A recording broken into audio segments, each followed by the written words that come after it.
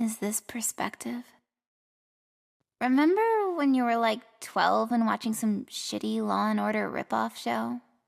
There was always an episode where the cops interview a hooker from the scene of the crime, and she was like this bad neighborhood ornament.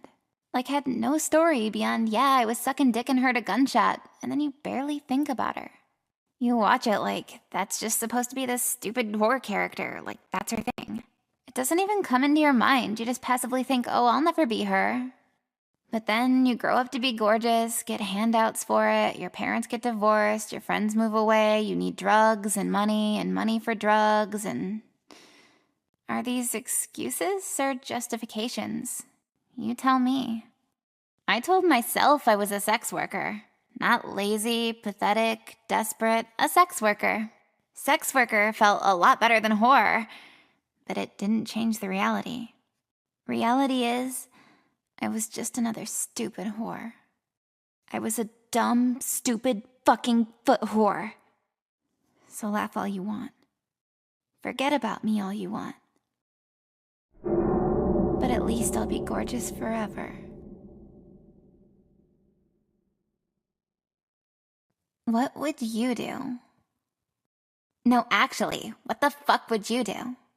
Do you just usually stand over dying bodies where it's either you or them? The weirdest part was that it didn't feel that weird. Like I'd been there a million times before.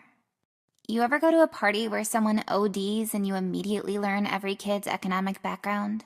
The rich kids want to call 911 and the hood kids scream for them to stop. The hood kids' parents don't have money for lawyers, so they're the only ones that worry if the police show up. They'd rather watch someone die than risk going to jail for a drug charge. It seems crazy when you're from the other side of town, but on their side, it's just doing what you gotta do. At first, I thought what Nicole did was fucked up, like she seriously used me.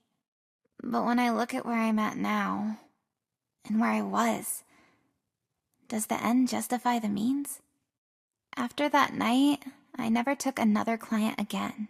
I was meeting strangers on the internet and renting my body out.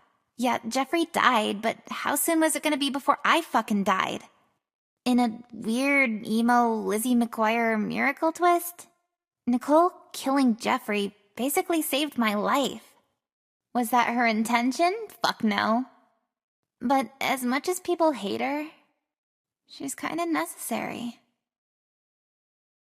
Don't act like you're not glad he's dead. I mean, if we were gonna steal the cash, we could have just done that at our store. We wouldn't have had to end up in an illegal porn warehouse. Kelly wouldn't have had to die. And I wouldn't have ended up in some Palestinian slave trade for the last 2 years. Or was it Pakistani? I don't know, I always get them mixed up. Is that racist? Well, I'm a slave, so it doesn't really matter that I'm racist. I haven't seen a map or daylight in general since the FBI sold me to the Taliban. Then I got sold to some oil tycoon with one of those headdresses. Sorry, I don't know the name for it. Again, I'm not racist. This is one of those really bad times for being an attractive white woman because people really want to buy you. And you're worth a lot, so then they want to sell you. One time I got auctioned off at a Lebanese steak and shake. I couldn't read the sign, but it was shaped like the logo just in whatever letters they read there. Human trafficking's kinda not ideal. I hope Nicole doesn't get a job at FYE or this could happen to her too. Or maybe that'd be good because then I'd have a friend to be human trafficked with. And get fucked by guys that sound like Aladdin background characters. Again, I'm not racist. You'll never guess who I crashed into. Ari, while she was driving for Domino's. Small world. It's actually kind of funny. I mean, she's dead, but it's at least a little funny. Yeah, it's sad, but this whole thing wasn't even my fault anyway. My dad forced me to get a job, which made me an alcoholic. I have to drive drunk or else I'll get fucking gang raped by every guy at the party. And I told Ari working for Domino's sucks in the first place. This is barely my fault, like 5% at most. Being white and pretty's a double-edged sword. On one hand, it forces you to drive home drunk because you're broke as shit. But on the other hand, it makes crying in court really effective. Because I'm a beautiful crier. Like I practice in the mirror. So they gave me a year's probation and took away my license. Plus, I liked Ari's funeral page on Facebook, so it's all good.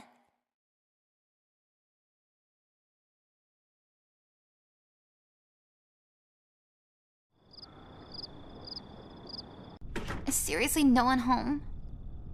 Hello?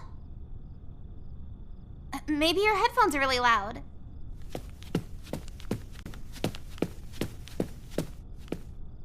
Why is it so quiet? Don't tell me she's still at school. Nicole? What the fuck? She did it. No. Oh my god, she left a note. Books, puzzles, and pawns. Don't be mean. Don't judge. Her mom did this? That's why she was hanging out with those idiots. What do I do now?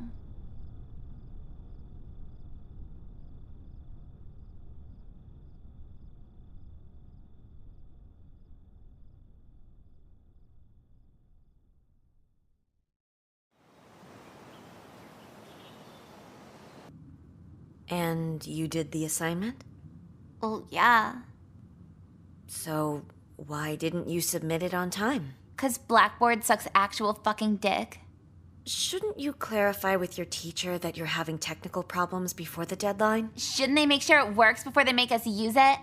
As a few teachers described it to me, they're having you use the online platform since colleges will be very digital by the time you get there. I can just worry about it then.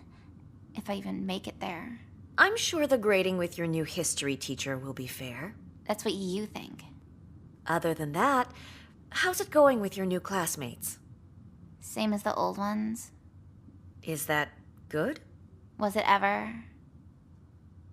Do you experience problems making new friends? Did you really just ask me if I replaced my dead friend yet?